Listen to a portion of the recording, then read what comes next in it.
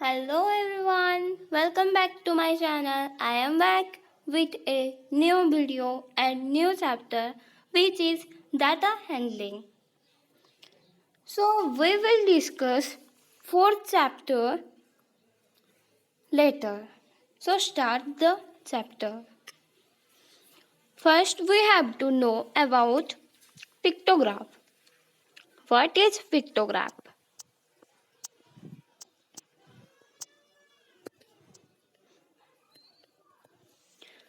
Pictograph is pictorial representation of data using symbols.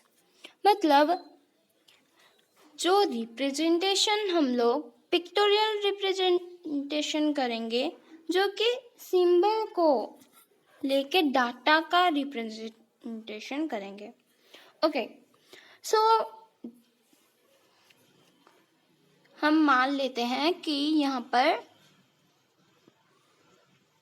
50 बच्चे हैं और उनके 20 को मिला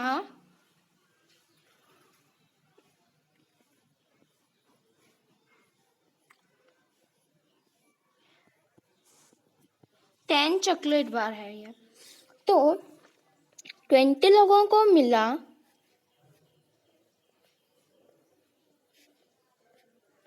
ऐसे हम जब कर लेंगे तो यहाँ पर हम बोल रहे हैं यहाँ पर हमारा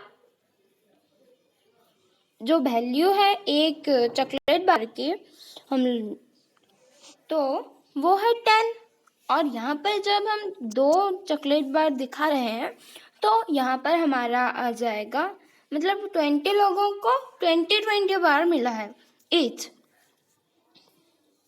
और जो बाकी का 30 है उनमें से 15 को मिला, ये हो गया हमारा 10 और ये फुल नहीं है, हाफ है, तो यहाँ पर हमारा आ जाएगा 15 चॉकलेट बार मिला उनको. और जो 15 बचे थे उनको मिल गया, ये हमारा हो गया 10 और ये हो गया 10, ये हो गया हाफ मतलब 5, तो उनको मिल गया 25. तो यहाँ पर जैसे हम लोग पिक्टोरियल रिप्रेजेंटेशन किए सिंबल्स को लेके ऐसे ही हम लोग पिक्टोग्राफ में करते हैं. सेकेंड चीज है हमारे पास बार ग्राफ. बार ग्राफ क्या होता है? एक रिप्रेजेंटेशन जो कि बार्स के यूजिंग बार्स होता है. Using bars of uniform with their height being perpendicular to respective volume. Okay, तो हम लोग यहाँ पर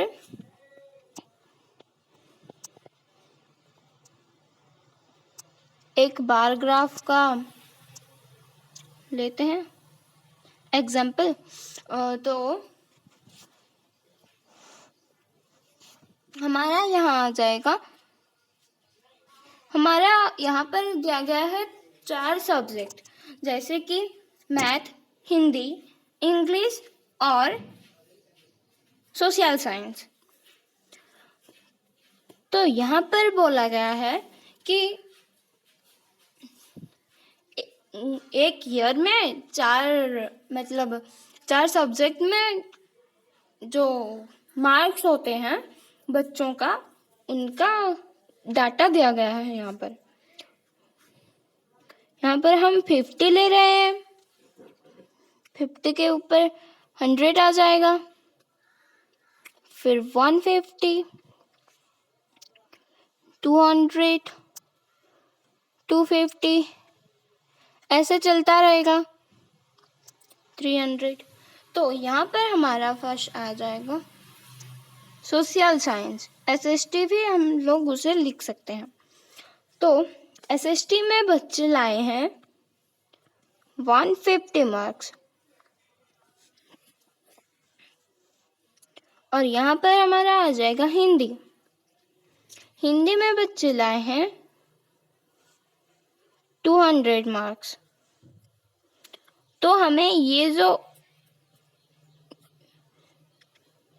ये जो लेंथ है उनका, ये सभी में बराबर रखना है, और ये जो दोनों है ना, इसे परपेंडिकुलर रखना है।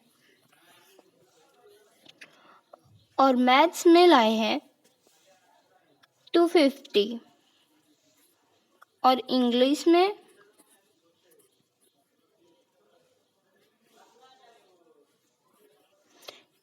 में लाए हैं 150।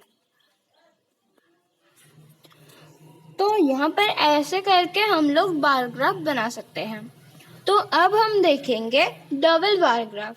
डबल बार ग्राफ नाम से ही मतलब दिमाग में होने लगता है कि 2 बार ग्राफ होते हैं। तो हम लोग डबल बार ग्राफ भी देख लेते हैं।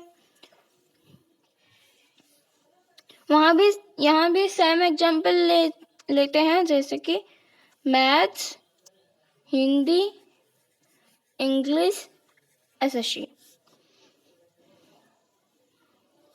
यहाँ पर हम लोग 10 लेंगे, यूनिट 30, 50, 60, 70 सो ऑन। तो हमारे मैथ में आए हैं, बच्चों का जो स्कोर है यहाँ पर है, 2 ईयर का यहाँ पर बताया गया है, 2005 और 2006। तो जो कलर्ड वाला होगा वो 2006 का होगा, और जो सिंपल वाला होगा वो 2005 का होगा। तो यहाँ पर 2005 में हमारे उनके स्कूल का जो बच्चे हैं वो लाए हैं 35, और 2006 में लाए हैं 30। तो इसे हम लोग कलर्ड कर लेते हैं। हिंदी में लाए हैं 30, 2005 में हिंदी में लाए हैं 30, और 2006 में लाए हैं 20। तो इसे हम लोग कलर कर लेते हैं। इंग्लिश में लाए हैं 40 2005 में, और 2006 में लाए हैं 25। तो यहाँ पर हम लोग कलर कर लेते हैं। तो ऐसे ही हम लोग डबल बार ग्राफ को रिप्रेजेंट करते हैं। तो हम लोग रॉ डाटा क्या होता है जान लेते हैं। Data available in organised form. जो डाटा ऑर्गेनाइज्ड फॉर्म में हमें अवेलेबल होता है उसे हम लोग रॉ डाटा बोलते हैं। अब हम लोग फ्रीक्वेंसी क्या है वो देख लेते हैं। Frequency, number of time a particular things occurs. मतलब जो एक पर्टिकुलर चीज जो कि इतने बार ऑक्यूर हो रहा है, मतलब बहुत बार आ रहा है, तो उसे हम लोग फ्रीक्वेंसी बोलते हैं। हम एक एग्जाम्पल ले लेते हैं। हमारे 8th क्लास के बुक की 5.1 के 2 नंबर देख लीजिए, वहीं से हम लोग एग्जाम्पल लेते हैं। वहाँ पर दिया गया है the shoppers who come to a departmental store are mark as man. Man को हम लोग एम रिप्रेजेंट कर रहे हैं यहाँ पर, वोमेन को W, बॉय को B और गर्ल को G। The following list gives the suppers who came during the first hour in the morning। तो यहाँ पर एक डाटा दिया गया है जो कि एक डिपार्टमेंटल स्टोर को आए थे सर्व करने के लिए। तो मैन को हम लोग M मार्क कर रहे हैं, वोमेन को W, बॉय को B और गर्ल को G। तो यहाँ पर जो डाटा दिया गया है वहाँ पर हम लोग देखेंगे फर्स्ट हम लोग यहाँ पर लिख देंगे फ्रीक्वेंसी।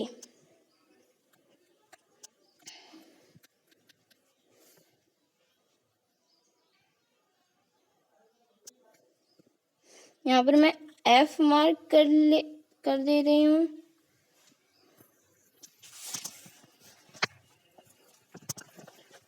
फ्रीक्वेंसी लिख देंगे, फिर हमारा यहाँ पर लिख देंगे हम लोग टाली मार्क भी लिख सकते हैं। यहाँ पर टाली मार्क भी लिख सकते हैं या फिर हम लोग नंबर भी लिख सकते हैं। टाली मार्क और नंबर।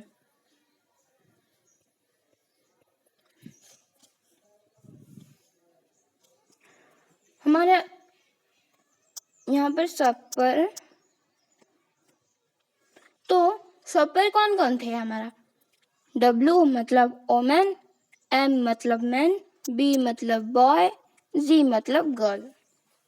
तो टाली मार्क में हमारा क्या होता है? ऐसे 5 को हम लोग कैसे रिप्रेजेंट करते हैं?